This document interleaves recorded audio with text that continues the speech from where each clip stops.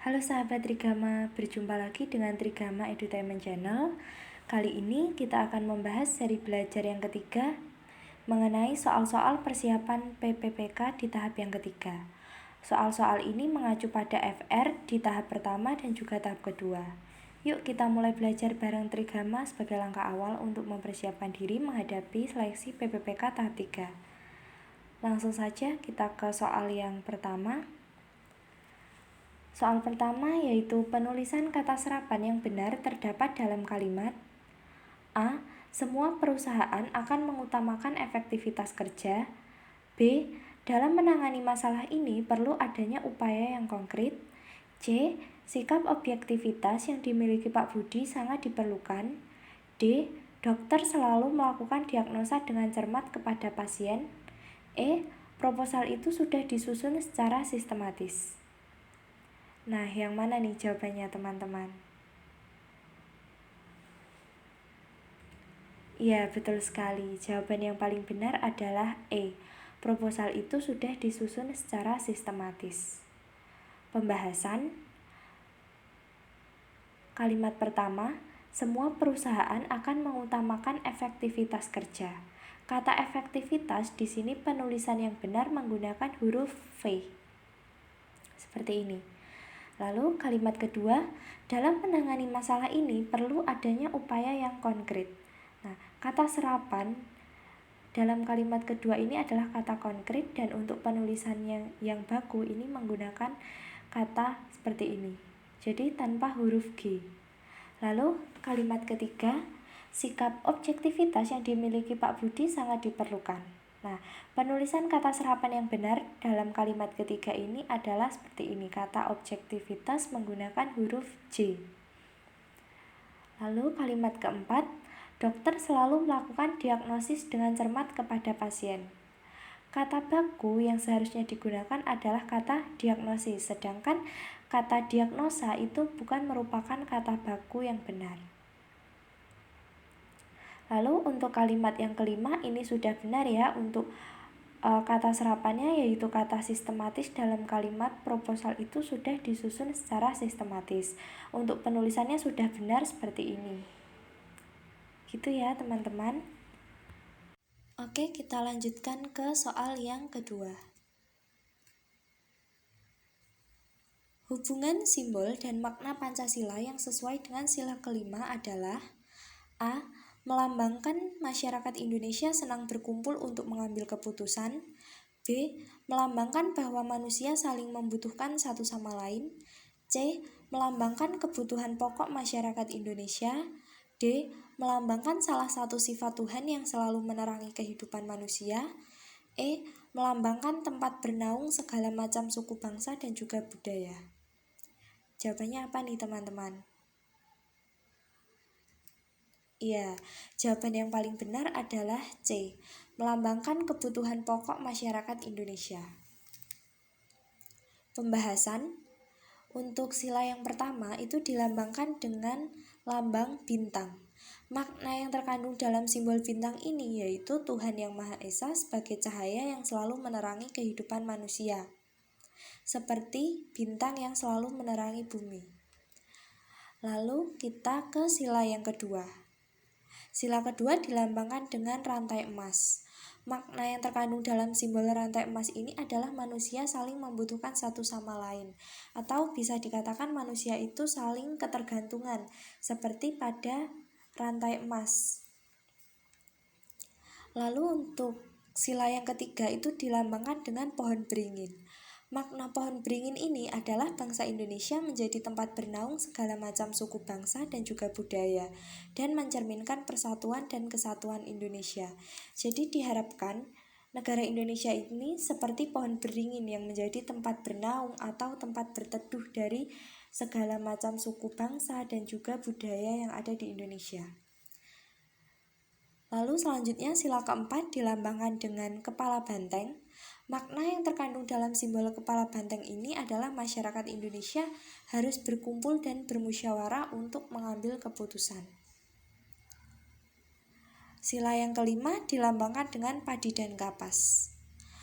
Makna dari simbol padi dan kapas ini sebagai kebutuhan pokok masyarakat Indonesia yang harus disejahterakan oleh negara, bersungguh-sungguh tanpa membeda-bedakan status sosial dan ekonomi. Jadi, padi dan kapas ini diibaratkan merupakan kebutuhan pokok masyarakat Indonesia yang harus disejahterakan oleh negara, dan juga negara harus memberikan kebutuhan pokok masyarakat Indonesia ini tanpa membeda-bedakan status sosial dan juga ekonomi. Jadi jawaban yang benar adalah C, melambangkan kebutuhan pokok masyarakat Indonesia. Oke, kita lanjutkan ke soal yang ketiga. Daur hidup nyamuk yang benar adalah A. Nyamuk dewasa, nyamuk muda, pupa, telur. B. Telur, larva, pupa, nyamuk dewasa. C. Telur, pupa, larva, nyamuk dewasa. D. Larva, pupa, telur, imago. E. Nyamuk dewasa, telur, larva, pupa. Nah, jawabannya apa nih teman-teman? Ya, jawaban yang benar adalah B. Telur, larva, pupa, dan juga nyamuk dewasa. Pembahasan, nyamuk mengalami metamorfosis sempurna sehingga nyamuk akan melewati 4 tahap dalam daur hidupnya. Seperti dalam gambar di sini. Keempat tahap itu dimulai dari telur yang nantinya akan menetas menjadi larva atau sering disebut dengan jentik-jentik. Lalu setelah itu larva akan berkembang menjadi pupa, yang selanjutnya nanti akan berubah wujud menjadi nyamuk dewasa. Seperti itu, dan di sini udah ada gambarannya mengenai daur hidup nyamuk itu dimulai dari telur, larva, pupa, dan juga nyamuk dewasa. Jadi jawaban yang benar adalah B. Selanjutnya kita ke soal yang keempat. Perhatikan cara menggunakan mikroskop berikut. Pertama, atur letak cermin agar cahaya yang diperlukan agar objek dapat terlihat terang.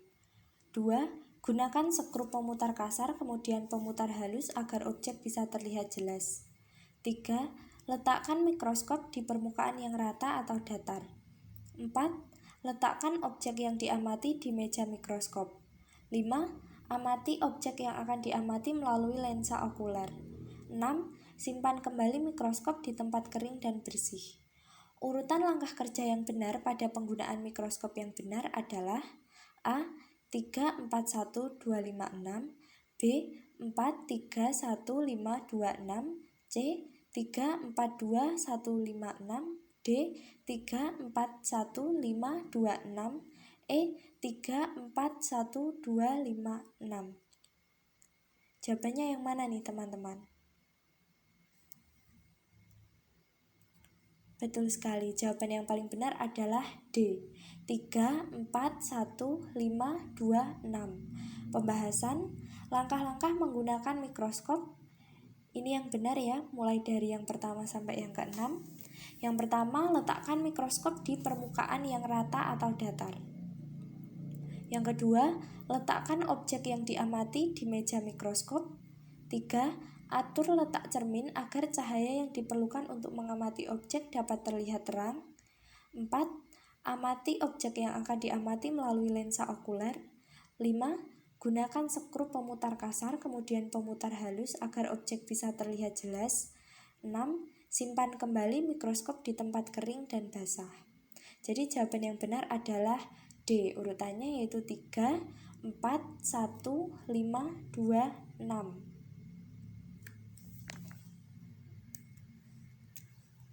Selanjutnya kita ke soal yang kelima. Perhatikan gambar berikut.